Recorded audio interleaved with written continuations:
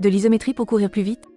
L'isométrie est un mode de contraction sans mouvement. Les pratiquer régulièrement a de nombreux bienfaits, mais est-ce qu'on peut progresser en vitesse avec du travail sans mouvement? En fait, même si on n'observe aucun mouvement à l'œil nu, les structures musculo-tendineuses peuvent varier en longueur. Lors des actions pliométriques rapides des membres INF comme un sprint, les temps de contact au sol ne sont que de 0,1-0,2 secondes. Les muscles n'ont pas le temps de varier beaucoup de longueur pour produire de la force.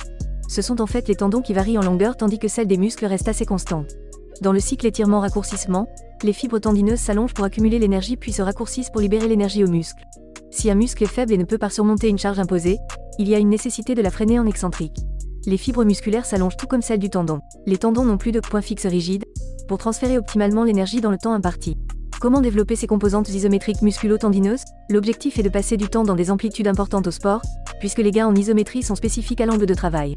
On peut réaliser de l'isométrie yielding lourd orienté excentrique, les muscles travaillent en isométrie et les structures tendineuses s'allongent avec le phénomène de stress-relaxation. On peut travailler en isométrie overcoming orienté concentrique, l'objectif est de produire un maximum de force explosive dans des angles plus ou moins spécifiques de la cheville, genou et hanche. On peut également travailler en iso-catch, iso-switch pour exposer les tissus à plus de charge. Pendant un sprint, la force de réaction du sol peut renvoyer 5 à 6 fois le poids de corps. L'objectif de ces modalités est d'accumuler de la vitesse et rester indéformable sur un mouvement.